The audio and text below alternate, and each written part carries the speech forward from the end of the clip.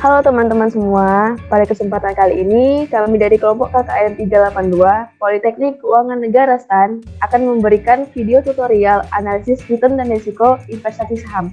Semoga bermanfaat ya. Happy watching!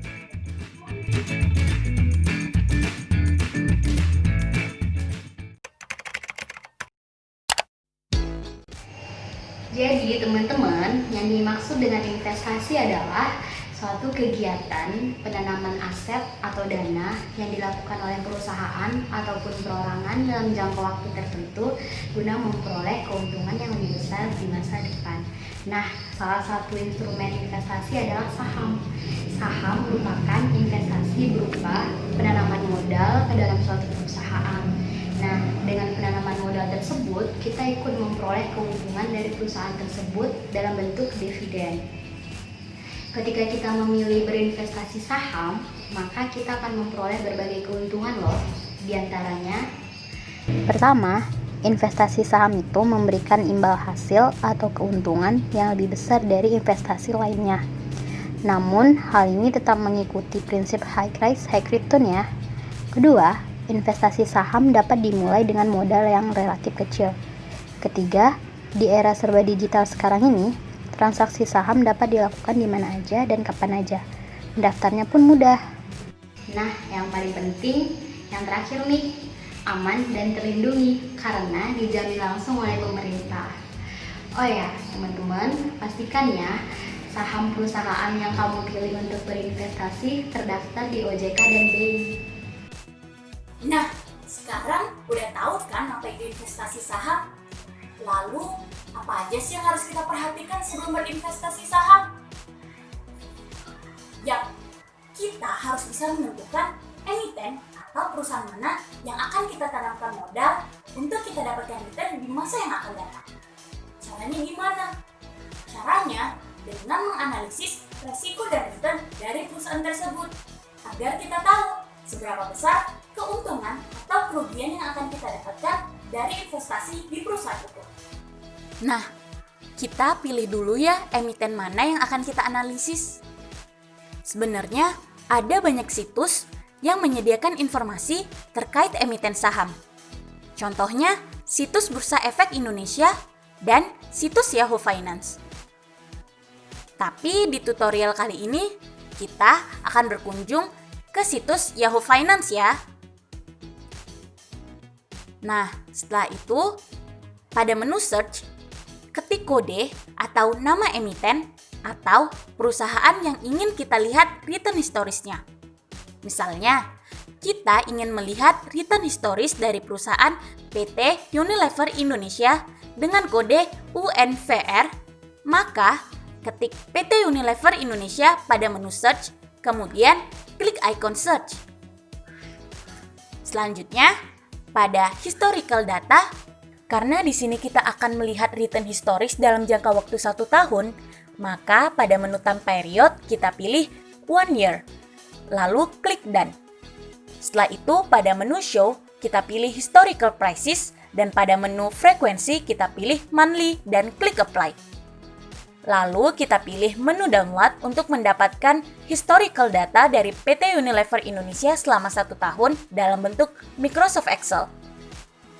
Karena file Excel-nya masih berekstensi .csv, maka dikonvert ke bentuk .xls dulu ya.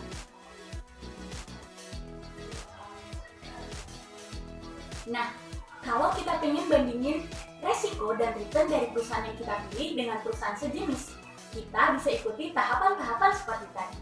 Misalnya, kita bakal bandingin PT Unilever Indonesia dengan PT Indofood ya. Jadi, kita bakal ketik PT Indofood di menu search box.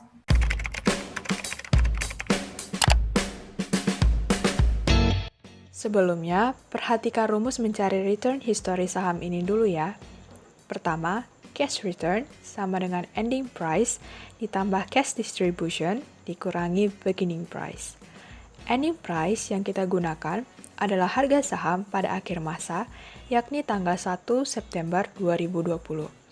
Untuk cash distribution adalah dividen terakhir yang dibayarkan pada masa 1 tahun itu. Dan beginning price adalah harga saham pada masa awal pada tanggal 1 September 2019. Selain cash return, ada juga yang namanya rate of return atau tingkat pengembalian. Rumus tingkat pengembalian adalah cash return yang sudah dihitung tadi dibagi dengan beginning price. Oke, di sini saya akan menjelaskan tahapan-tahapan dalam menganalisis return historis dari emiten saham Unilever. Yang pertama, kita akan melakukan analisis return historis PT Unilever Indonesia. Perhatikan pada bagian close di tanggal 1 September 2020 yang merupakan ending price yang akan kita gunakan untuk perhitungan, yaitu sebesar 8 miliar 250 juta, ditambah dengan cash distribution yang terakhir dibagikan adalah sebesar 107 juta.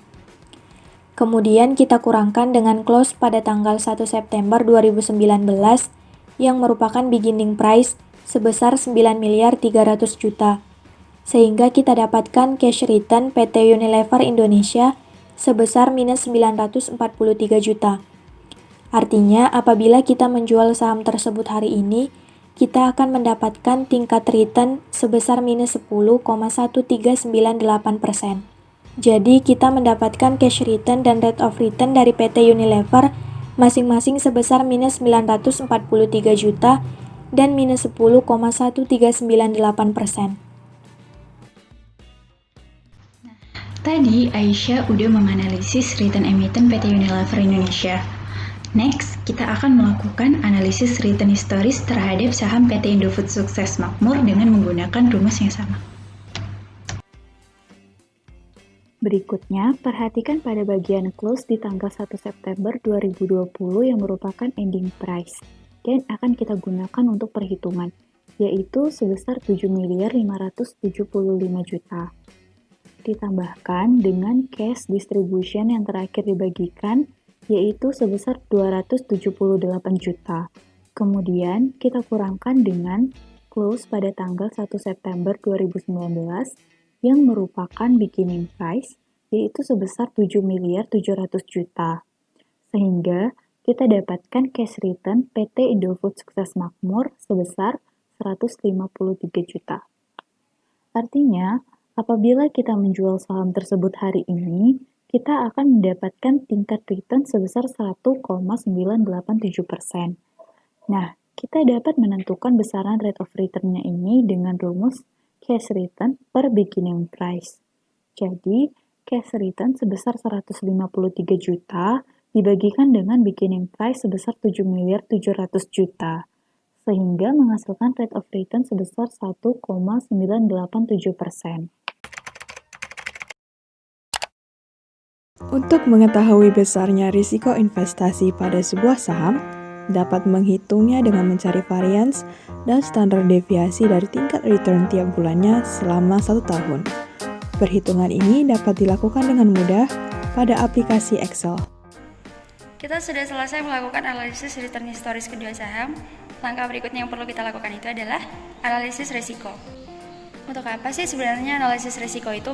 Analisis risiko itu diperlukan untuk mengetahui kira-kira seberapa besar sih risiko yang mungkin akan dihadapi oleh investor di masa depan. Pada kesempatan kali ini, saya akan menjelaskan perhitungan rate of return untuk saham UNVR. Berdasarkan data historis yang sudah diunduh sebelumnya, akan terdapat harga open, high, low, close, dan adjusted close. Yang kita gunakan itu merupakan harga close. Perhitungan rate of return pada bulan ini didapat dari harga close bulan ini dikurangi dengan harga close bulan sebelumnya dibagi dengan harga close bulan sebelumnya. Begitu seterusnya, kita lakukan hal yang sama sampai dengan periode 1 September 2020. Nah, sampai akhirnya kita berhasil mengetahui return saham setiap bulannya. Setelah kita mengetahui return saham setiap bulannya, kita dapat menghitung variance. Variance adalah ukuran seberapa jauh sebuah kumpulan bilangan tersebar. Dengan menggunakan Excel, variance dari UNVR dihitung dengan menggunakan rumus sama dengan var, buka kurung, semua return bulanan yang sudah dihitung sebelumnya, tutup kurung. Seperti pada berdasarkan perhitungan diperoleh variance atas UNVR sebesar 0,5498%. Setelah mengetahui variance, kita bisa mengetahui besarnya standar deviasi saham tersebut. Standar deviasi secara umum digunakan untuk menguantifikasi risiko. Semakin tinggi standar deviasi, berarti semakin tinggi risiko atas investasi tersebut. Keputusan investasi bagi investor menyangkut masa yang akan datang, yang berarti mengandung ketidakpastian atau risiko. Pengetahuan tentang risiko merupakan suatu hal yang penting untuk dimiliki setiap investor.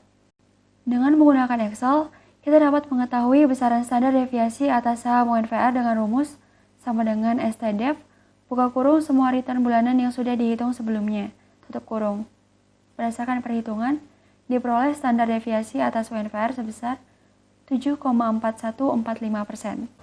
Selanjutnya, mari kita bandingkan dengan tingkat varians dan standar deviasi pada PT INDF dengan menggunakan cara yang sama pada PT UNVR yang telah dijelaskan oleh Lauren tadi.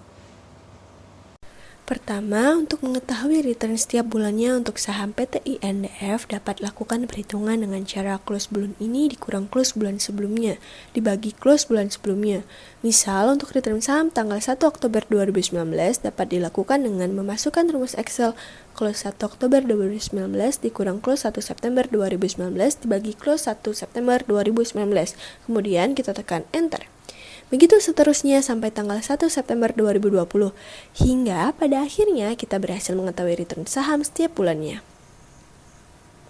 Setelah kita mengetahui return saham setiap bulannya, kita dapat menghitung tingkat varians dari PT INDF, yaitu menggunakan rumus sama dengan VAR pada Microsoft Excel. Jadi, kita dapat tuliskan sebagai berikut. Misalkan sama dengan VAR dari F3 sampai F14. Dari perhitungan menggunakan rumus Excel tersebut, kita mendapatkan tingkat varians dari PT INDF adalah sebesar 0,8794%. Sesudah kita mendapatkan varians, tentunya tidak lupa kita harus mencari besarnya standar deviasi saham tersebut. Dengan bantuan Microsoft Excel, kita dapat menentukan besaran standar deviasi saham PT INDF dengan rumus sama dengan STDEV. Dituliskan sebagai berikut, misalkan sama dengan STDEV dari F3 sampai F14. Sehingga dari perhitungan menggunakan rumus Excel tersebut menghasilkan standar deviasi PT INDF sebesar 9,3778 sekian persen.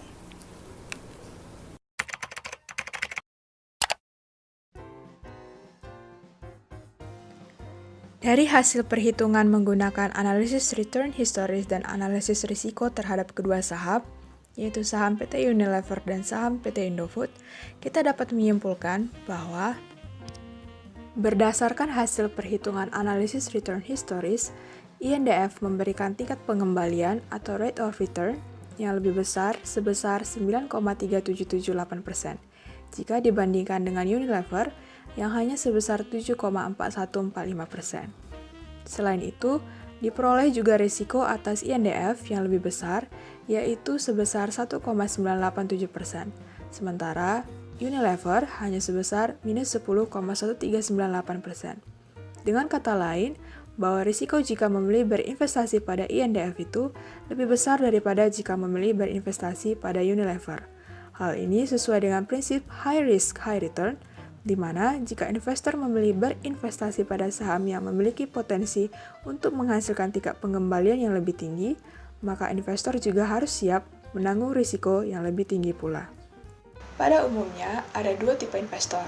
Yang pertama adalah investor dengan risk averse, dan yang kedua, tipe investor risk taker. Investor risk averse adalah investor yang cenderung menghindari risiko, sehingga investor dengan tipe seperti ini cenderung memilih emiten saham PT Unilever karena tingkat risikonya lebih rendah. Sementara untuk tipe investor risk taker atau orang yang cenderung mengambil risiko akan memilih untuk berinvestasi pada saham PT Indofood karena tingkat risikonya yang lebih tinggi.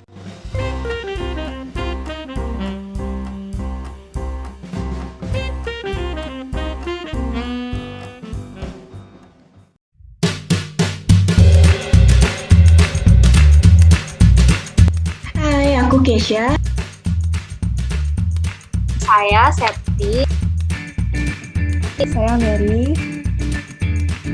Saya Indah. Aku Iya. Saya Aisyah. Hai, saya Ferdinand. Hai, nama saya Bella. Saya Anemia dari kelompok 382.